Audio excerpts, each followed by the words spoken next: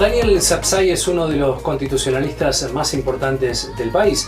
Dice que eligió ser abogado porque a través del derecho se puede trabajar en favor de la ciudadanía. Profesor titular de Derecho Constitucional de la UBA, tiene además un posgrado en la Universidad de París. Estuvo hablando con nosotros en la semana en los vivos de Instagram. La Constitución es el ABC del ciudadano, del de a pie, ¿no? Yo creo que es el ABC de todos los habitantes, más allá de los ciudadanos de un país. Y por supuesto que tiene que ser la brújula de los gobernantes a la hora de decidir.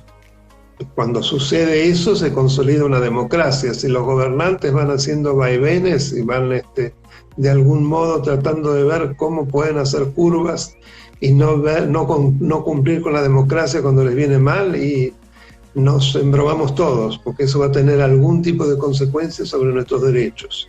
¿Hay alguna comparación con algún lugar de países fuera de Argentina como para comparar? Mire, uno lo sigue un poco a través de los medios y determinados ecos que recibe.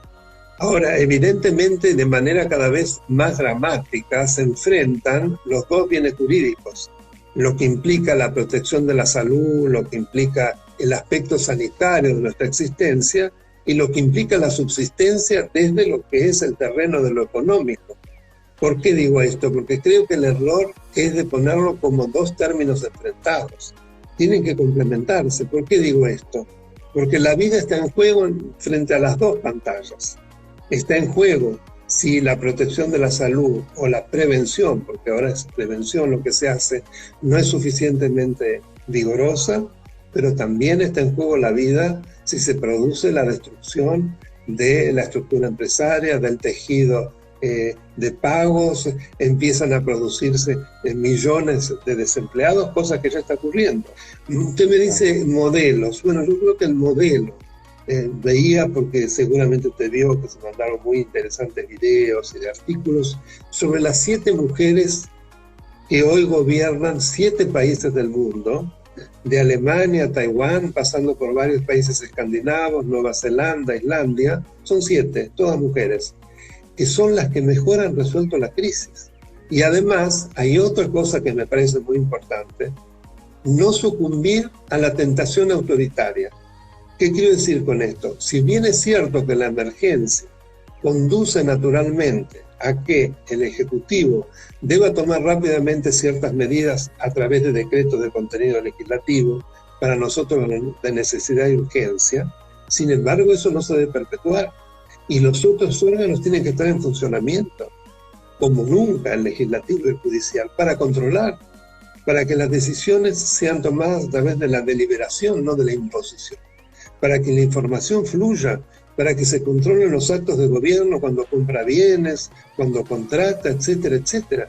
Si no, caemos realmente en una trampa, y en esa trampa todos perdemos. Pero además, el que toma decisiones no tiene la posibilidad de confrontar, o sea que es muy probable que se equivoque.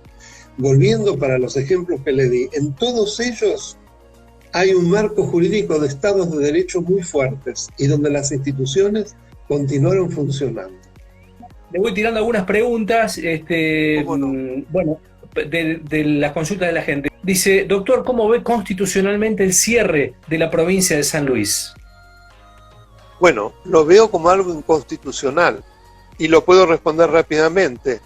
En la Argentina hay un único Estado soberano, que es la nación, y las provincias que son autónomas. En ese marco, claramente, en la Argentina no existen barreras o fronteras interiores, como tampoco existen aduanas. Y la Constitución en eso es bien clara, y la jurisprudencia de la Corte Suprema, añosa, ha sido constante en ese sentido. Y por eso, por ejemplo, cuando se han establecido barreras impositivas, es decir, en algún modo de gravar un bien que proviene de otra provincia, siempre eso ha sido declarado inconstitucional. Imagínese lo que implica transformar una provincia en un país. Es eso, que usted lo cierra a través de cerrando sus autopistas. Sé que es lo que se ha hecho en San Luis, sí, que están prácticamente con montículos de tierra, bueno, en fin, protegido para que nadie entre, es solo un Estado soberano puede hacerlo, es decir, la nación. Es decir, es un estado de rebeldía, a mi modo de ver, que es casi de presecesión. Es un modo de separarse del destino común de las otras provincias.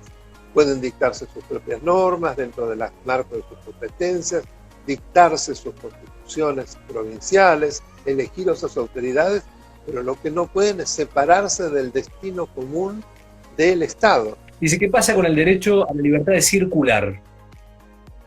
Bueno, acá hay algo muy fundamental que creo que es previo a poder responderlo, que es lo siguiente. Nuestros derechos no son absolutos, son relativos. Y esto surge claramente en el artículo 14 de la Constitución, que contempla los derechos individuales. Allí se dice que los habitantes de la nación argentina gozan de los siguientes derechos conforme a las leyes que reglamentan su ejercicio. Esto quiere decir que las leyes pueden establecer límites. ¿Cuándo son más necesarios los límites? Cuando se chocan los derechos, cuando hay superposiciones. Entonces, en esos casos, esas limitaciones obligan a privilegiar algunos derechos por sobre los otros. En lo que estamos viviendo ahora, no hay duda que frente a una emergencia de salud pública, como es una pandemia pocas veces vista en la historia de la humanidad, la libertad de circulación, en tanto sea razonable su limitación, es algo que se impone, no implica inconstitucionalidad, porque la misma Constitución permite que eso ocurra. Hay otros artículos que complementan, pero no quiero ser excesivamente doctrinario. El problema es cuando no hay razonabilidad. Por ejemplo, hablando de libertad de circulación, el aislamiento es razonable, la mayoría de los países del mundo lo han impuesto.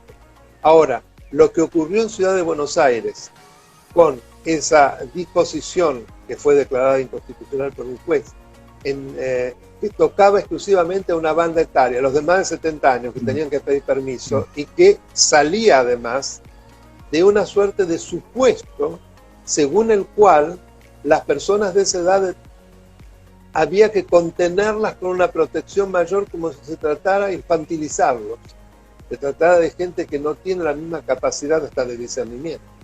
Bueno, eso es lo que se llama la creación de una categoría sospechosa, que los organismos internacionales de derechos humanos lo han recalcado en muchas oportunidades. Es decir, que solamente por ciertos supuestos, la edad, la pertenencia religiosa, política, etcétera, ya implica un tratamiento diferente. La sospecha de que eso supone que hay que tratarlos distintos. Eso es inconstitucional. Claro. Hay que ver en cada caso y hacer continuamente como una suerte de análisis de proporcionalidad entre el medio que se elige y el fin que se protege. El medio es proporcional o no es proporcional. Si no lo es, se cae. Es inconstitucional. ¿Qué sucede con los derechos constitucionales en época de pandemia? En época de pandemia, y voy a decir un poco lo que hablaba cuando hablaba de las limitaciones a los derechos, es obvio que como todo estado excepcional lleva a la limitación de derechos. Ahora, esa limitación de derechos no quiere decir su supresión, no quiere decir la ausencia de los controles, no quiere decir que se borren, entre comillas, los otros poderes, de ninguna manera. El andamiaje tiene que estar absolutamente vigilante para que no se den los abusos. Lo que implica actos de emergencia que en definitiva implican una subversión de lo que la Constitución dice en muchos aspectos, tiene que ser excepcional. Todo lo que puede significar volver a la normalidad y hay que hacerlo, pero sobre todo tiene que haber controles.